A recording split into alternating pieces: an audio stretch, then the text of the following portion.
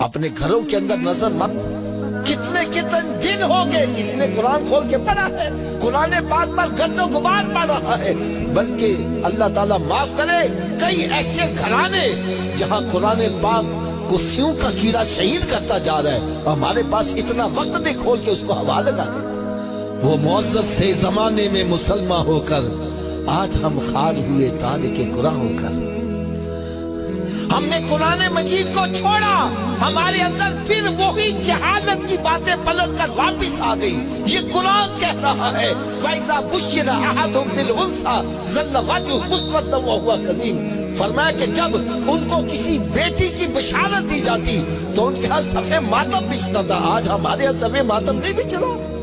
میں نے خود اپنی آنکھوں سے دیکھا. ہمارے ایک بڑے محسن، انہوں نے بچے کی شادی کی تو لگاتار تیسری بیٹی ہو گئی.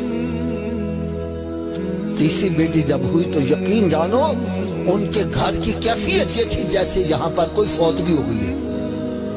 عورت بھی رو رہی ہے، مرد بھی رو رہا ہے، وہ بھی رو رہا ہے، وہ بھی رو رہا ہے. اور حدیث مبارکہ اٹھا کر دیکھو، میرے آقا صلی اللہ علیہ وسلم نے ارشاد فرمایا جن کے ہاں 3 بیٹیاں پیدا ہوں اور وہ ان کی خوش دلی سے پرورش کرے. کیا میں نے کہا؟ خوش دلی کیا ہوتی ہے؟ خوش دلی کیا ہوتی ہے؟ یہ نہیں اچھا پھل بیٹے کو دیا جا رہا ہے اور گندا پھل بیٹی کو دیا جا رہا ہے. بیٹے کے لیے بڑا اچھا لباس لایا جا رہا ہے اور بچی کے لیے ماڑا سا لباس. ارے یہ خوش دلی نہیں ہے. فرمایا جو 3 بیٹیاں جس کے ہاں پیدا ہو اور وہ ان کی خوش دلی سے پرورش کرے اور پھر للہ فی اللہ ان کی شادی کر دے، قیامت کے روز یہ تینوں بیٹیاں اللہ تعالیٰ سے جھگڑا کر کے یعنی ضد کر کے اپنے ماں باپ کی بخشش کروائیں. یہ عورتیں، یہ بچیاں تو ہمارے لیے بخشش کا ذریعہ بنے. میرے آقا صلی اللہ علیہ وسلم کا اسوہ حسنہ تو دیکھو. سرکار صلی اللہ علیہ وسلم بچیوں کو کتنا پروٹوکول دیتے تھے، کتنی عزت دیا کرتے تھے. حدیث مبارکہ میں آتا ہے جب حضرت فاطمہ الزہرا رضی اللہ تعالی عنہا حاضر ہوتی تو میرے آقا صلی اللہ علیہ وسلم ان کے استقبال کے لیے کھڑے ہو جایا کرتے تھے. یار کبھی ہم بچیوں کے استقبال میں کھڑے ہوئے؟ نبی پاک صلی اللہ علیہ وسلم ان کی پیشانی پر بوسہ دیتے اور پھر ان کے بالوں کو سونگھتے اور ارشاد فرماتے ان کے بالوں سے مجھے جنت کی خوشبو آتی. اور پھر سرکار صلی اللہ علیہ وسلم اپنی صاحبزادی کو اپنے ساتھ بٹھاتے. یہ ہے بچیوں کے ساتھ محبت. اسلام ہمیں کیا سکھا رہا ہے؟ وہ صحابہ اکرام علیہم رضوان جو اپنی بچیوں کو زندہ دفن کر دیا کرتے تھے. اللہ اللہ اللہ.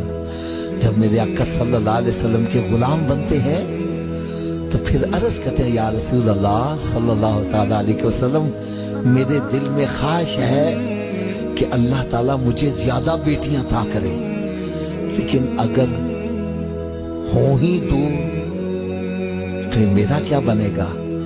میرے آقا صلی اللہ علیہ وسلم نے ارشاد فرمایا تم 2 کی خوش دلی سے پرورش کر، ان کی شادی کرتے للہ فی اللہ، اللہ تعالیٰ 2 کے صدقے بھی تجھے جنت عطا کرے گا.